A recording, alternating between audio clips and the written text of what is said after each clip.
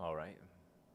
Uh, Here's another video on making my Godot game.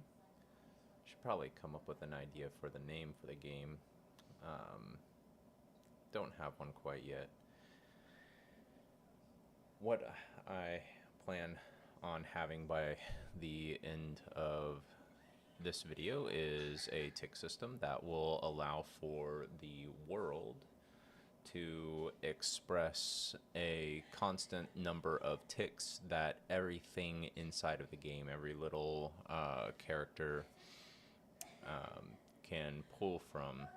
And the tick system is going to be utilized in a way that is something like a signal across the entire game will go off and say, look, it's been 6 ticks, 6 ticks, 6 ticks. And that's going to happen on the process layer. So I'll be doing that inside of a script, but every robot in the game and every action that takes place that is not organic in nature, like the movement of the character, is going to be controlled by that tick system.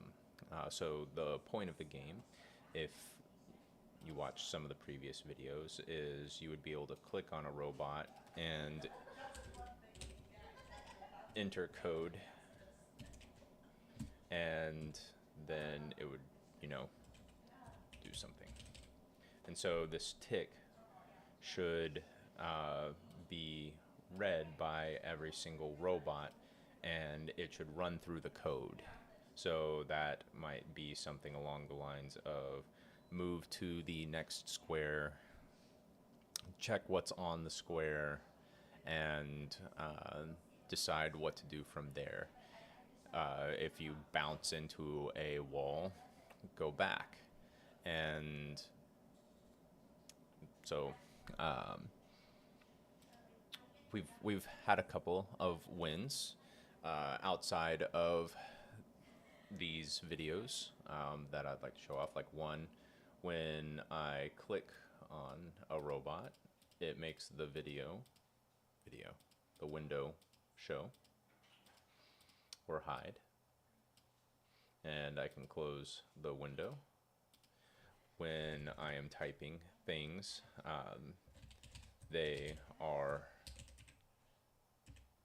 read by the script. And we can see that they're being output into the console. And I've got a couple of buttons on here. So I haven't actually done anything with trying to allow the script to do anything. You know, I don't want to just allow somebody to dump whatever code they want to in the game. Maybe that would be fun, where you make a game where you could like just break the game. You know, say if somebody knows how to, if we aren't sanitizing the inputs from the script that is going into the game, that somebody would be able to just move the tiles around or, you know, do whatever you could do inside of a Godot script. But that's not really the purpose of this game. Oh, that's interesting. That's a thing I need to fix.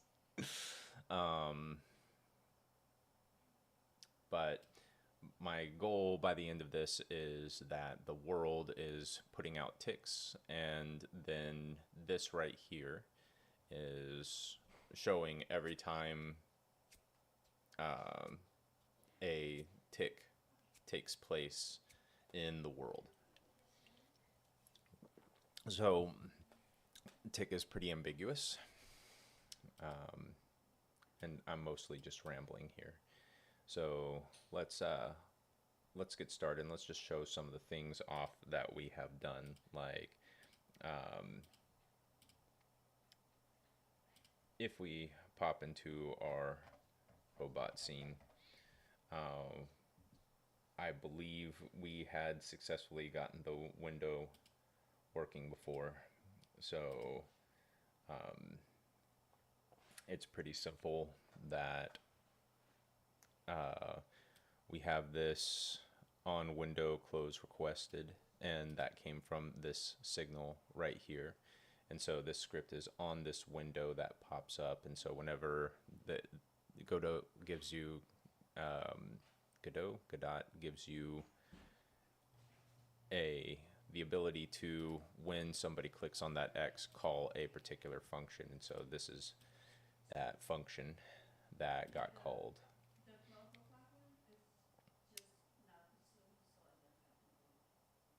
I have this text edit area, and that's where I type the text. And I believe that I have a script for that, and it's this one right here. So we get text changed from that. And I probably need to change the name of this to something. But I just tell it that whenever the text changes inside of this text edit, that it is going to call on text changed, and then it just prints the text. So eventually we're going to have to save that somewhere and parse it, but that's not the purpose of today's call. So those are the things that I've done outside of the call. So the next thing that I need to do is I need to start on my tick system. So we have this world 1 right here, and I've created a couple of export variables that we can see here inside of the world. So the script is sitting on this world node, and so when I make export variable ticks per second, then it creates properties that I can drop into this particular node. So I can set this at 6 or 7 or whatever it is that I want to. And then we have this total tick sense. I don't know if you need to type export if you want other scripts to be able to get this. I don't think that this needs to be an export, but I don't think it hurts anything either, so I'm just going to leave it for now. This is the ready script, and what it does is it actually makes the camera 2D that I have current. So I have brought the camera 2D into here, and there's some other cool things that I've done is I've made it so that you can hold the mouse wheel and drag, and it's a little bumpy looking and chaotically disappears from time to time. So I've got a couple little bugs to fix on it, but I can scroll in, zoom out, and click and drag it around until it just disappears. So it is working. Seems like if I drag it too far left, that's when it just goes off the rails. Yeah. If I had to take a guess, it's that the world origin is here, and if I drag my mouse to a negative value, something happens with the negative value. I don't know what that is, but we'll come back to that. And I'll show you that script in just a second. Let's go back to the ticks. So every frame we're calling the process. Now this is a very commonly used function inside of Godot. As a matter of fact, when you initialize a new script, it just comes inside of that script, and this is basically something that happens every frame. So every new frame inside of the game calls this function underscore process. It gives you an input parameter called delta, and that delta, this is also here, and this is just dropped into every new script, but it's something everybody should know, is the elapsed time since the previous frame. So I've got this ticks per second, and I'm going to make that 6 ticks per second because it's divisible by 2, it's divisible by 3, it's divisible by 6. I could probably make it something higher, like 16, which might be smart, and we'll do that when we start, min-maxing, narrowing down on what it is that we actually need this tick system to do. But for right now, what we're going to just do is we've got this delta. So this is always going to be a fraction of a second. And so every single frame, it's basically going to be adding up how much time has been since the last frame. And so every single frame, it's going to multiply the delta times the ticks per second. And that's going to give us how many ticks have occurred over the amount of time that we've been playing the game. And so we should see a float variable output of the ticks. So this is an integer, but the total ticks since start should constantly be incrementing as a float because they're going to be fractions of a second. But essentially, if you went exactly 10 seconds, you should see 60 ticks. And the system should just keep track of the fraction of a second times that ticks per second, and should always give you a pretty accurate number of ticks. So how do I get this everywhere? If we were to just print this, total ticks since start, and run, we should see, 1 Mississippi, 2 Mississippi, 3 Mississippi, 4 Mississippi, 5 Mississippi, 6 Mississippi. That it is actually outputting approximately 6 ticks per second. And I'm pretty sure that it's exactly 6 ticks per second, but my counting of seconds is human, and these values are not exact integers, and that's all to be expected because the number of frames per second is variable. So we are successfully counting approximately 6 ticks per second. So since we're doing that, how do I get that out to everything? This is where Godot has something that's pretty powerful called groups. And you can create groups as many as you want. You can create groups within a scene, which creates like a little API inside of that scene, or you can create global groups, which are across the entire project as far as I'm aware. And so I've created this group right here called Tick API. And anything that we want to be able to access that global group, we can pop into it, and we can add it to that API. Now, to show off what I'm trying to do, I think what I'm going to do is I'm going to pop into our robot scene here, and I am going to, we have this tick light here. And the tick light is on the script window. Maybe I want to put a little light on the robot as well, but for right now we've got this script window, and I need to make it visible. Well, I don't need to make it visible yet, but if I run this and I click onto this, I've got this little white box right here. And while you're typing in the code, I kind of would like for this to show off tick happens, tick happens, tick happens, tick happens. So what I'm going to do is I think I'm going to go into this script window. I'm going to click on it because this is where I have the script right here that runs on the window.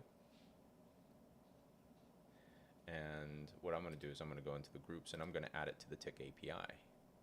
And so I'm going to add a function to this.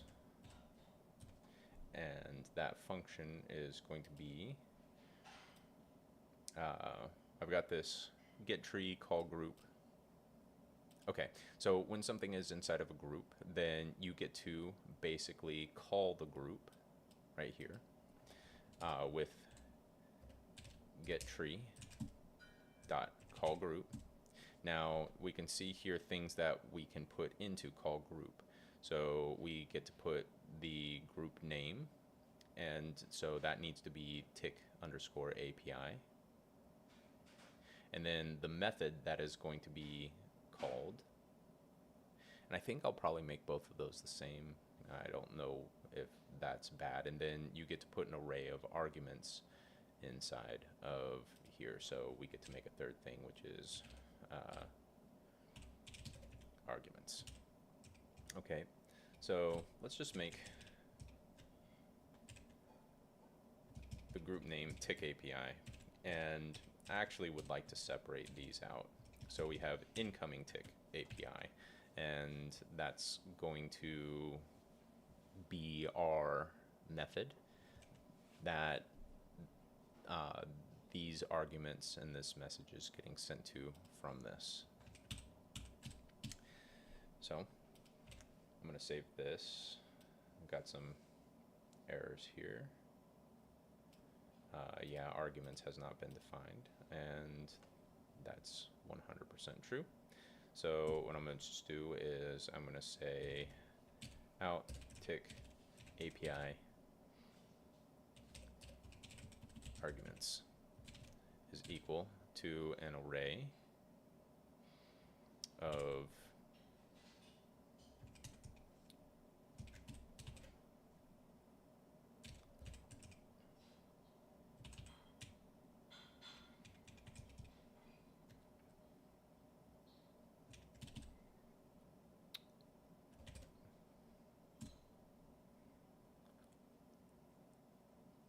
total ticks since start. So we'll have this constantly iterating variable, and we'll just send that out to everything that is in this group and put that into incoming tick API. So I need to, of course, declare the variable, and then it should show up right here. Okay, so I'm going to save that, and now I'm going to go back to our window script, and we've got our incoming tick API and the message that's being dropped into it, and then we should be able to just print tick API on window called, and we're just going to give it the message. Should be an array. We could probably just grab the first thing from the array, this, and that should just be the message. We could also just, the amount of type conversion that Godot script seems to do is absolutely incredible and super easy to work with. So there we go. Inside of our output, we can see that tick API on window is receiving that message, and we have these ticks here. So the next thing that we need to do is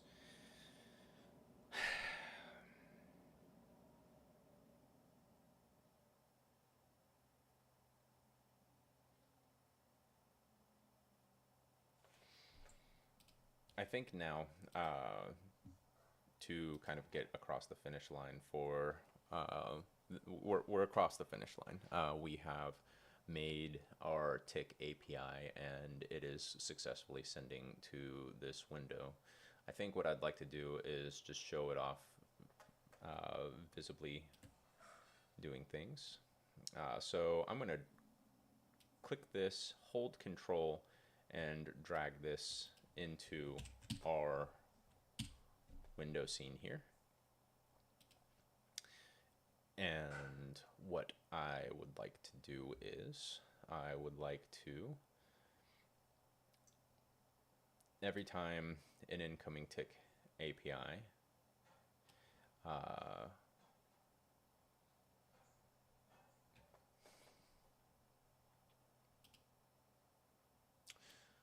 I want to make something that turns the light on and off.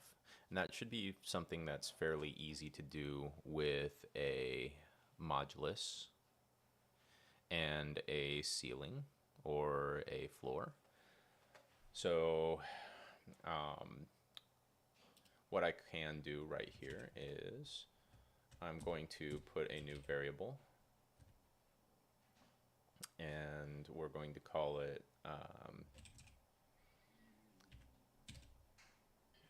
ticks rounded, and that's going to be an int type, and let's initialize it to 0.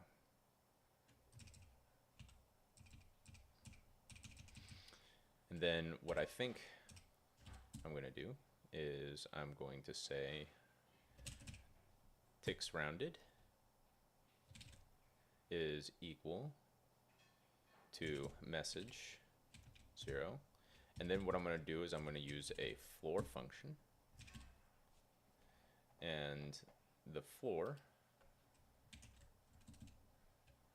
is just going to round down to the number of ticks. So at 0, it's as long as the number of ticks is below 1, then what the floor is going to do is it's going to make the ticks rounded equal to 0. So if you take the floor of 0.387, that's equal to 0. If you take the floor of 1 point this, that's equal to 1. If you take the floor of 8,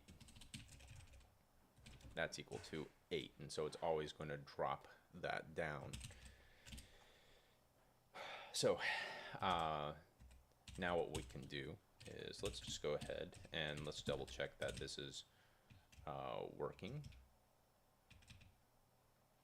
And so we're just going to type in ticks rounded and hit save, and let's just check that out. There we can see that we are getting nice, clean, even numbers.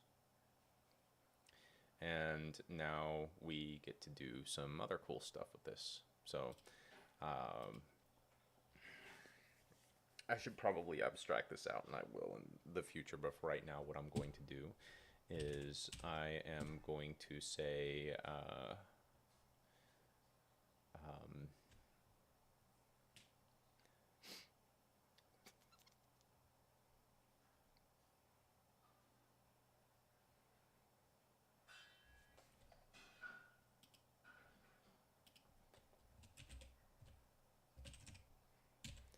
tick. I'm going to create a new variable here, and I'm going to call it something along the lines of tick fired. And let's make this a bool, and let's initialize it as false. And then what I'm going to do is every single time this incoming tick is fired, what I'm going to say is if tick fired. Okay.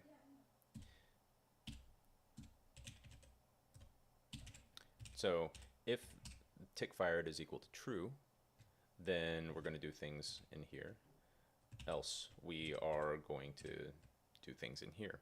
So if the tick has not fired, then what we need to do is we need to ask if the modulus of ticks rounded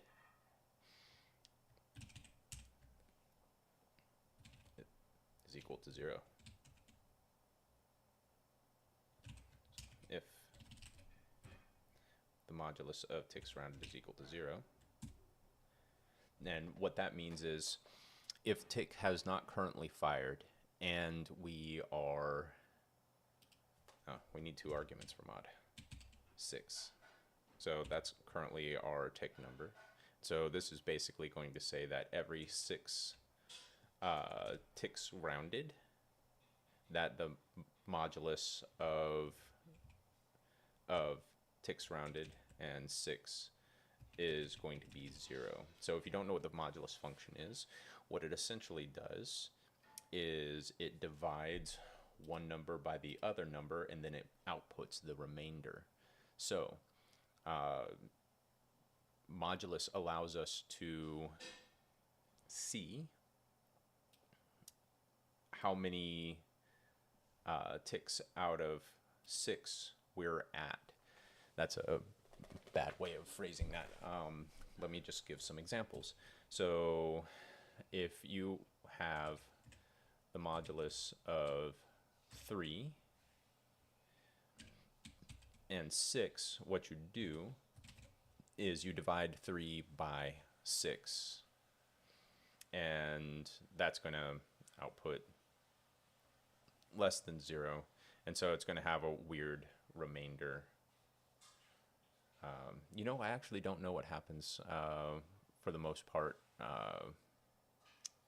with small remainders. I need to learn about that, actually. That's a learning to be done. But since most of our ticks when we play this game are going to be larger than 6, let's say the modulus of 12 and 6, what is that going to be? Well, what we do is we divide 12 by 6, and that is equal to 2. Okay? If we had the modulus of 13, then what we do is we divide 13 by 6, and that is actually going to be equal to 2 point something. Okay? So instead of giving us a fraction, it says it's divided by 2, and the remainder is equal to 1. Okay, so the output of modulus 13 and 6 is going to be 1.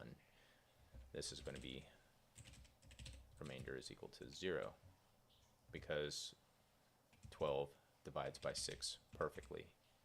And I think I'm going to be done with the explanation there. If you're curious about how modulus works, there's 100 million resources on modulus, but the modulus should always be 0 through 5 as it is outputting. So this is going to take the ticks rounded, any number that's coming in, and it is going to it's going to count essentially 0, 1, 2, 3, 4, 5. 0, 1, 2, 3, 4, 5. And so then all we have to do is we ask if the modulus of ticks rounded in 6 is equal to 0, then we have done one of those loops of 6 total ticks that have been rounded out, and that means that we should fire our little light. So what we're going to do is, because we get these messages many times where the modulus of the ticks rounded is going to be equal to 0, what we need to do is we need to flip our ticks fired so that it doesn't count all of these as being positive ticks. We only want to have one tick every second. Okay, so what we're going to do is we're going to say tick fired is equal to true, and then we can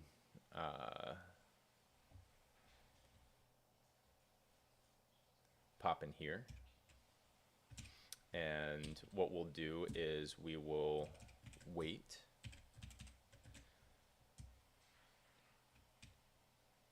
for this to not be equal to 0. And then what we will do is we will say tick fired is equal to false. All right. Now, I have done something wrong here. Modulus, function modulus is not found in base self.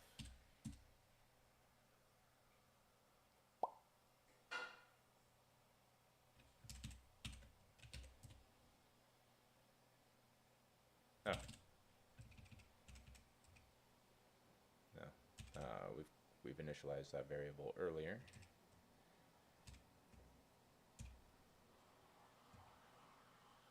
If tick has fired.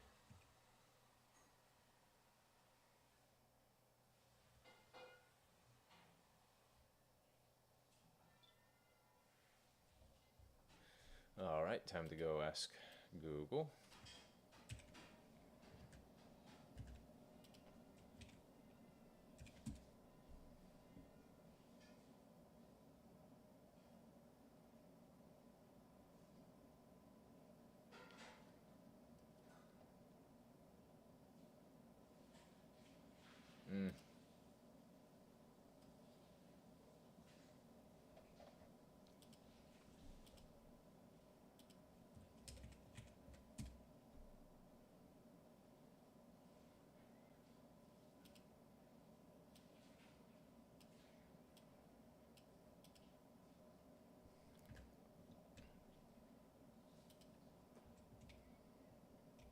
Okay, so there is not a modulus function.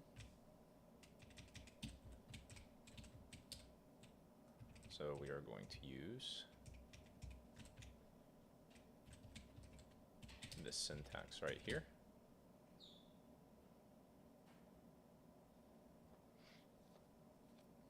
I think before we even do this, what I really want to do is I want to show off the modulus function working inside of our console. So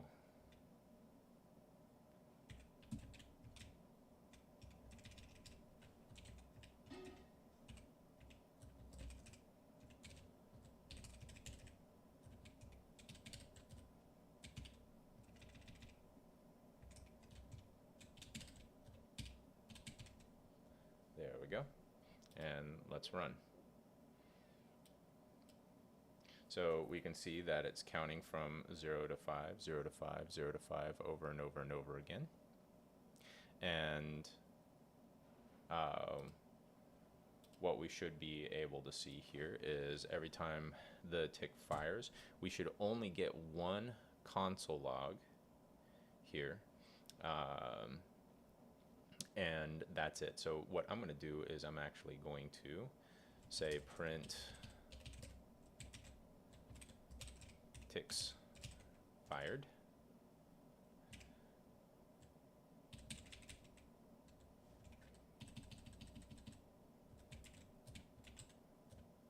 And then what I'm going to do is I'm going to output the incoming total ticks number right here to show that it's a unique value every single time. And I am going to comment these out. Still trying to get used to the Godot script functionality here, but there we go. That is a tick being fired only once every second. And we can see they are roughly values of 6. So every multiple of 6 plus or minus some extra fractions of a second. But it shouldn't ever go over or under. So if we were to take the rounded values of this or the floor, then it should be exact multiples of 6. So there we go. That's working. We've got our tick system. The last thing that we need to do is we got this tick light right here, and what we should do is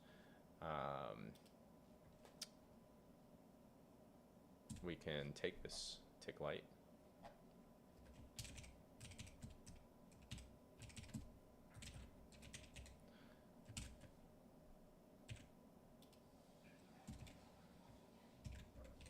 and we can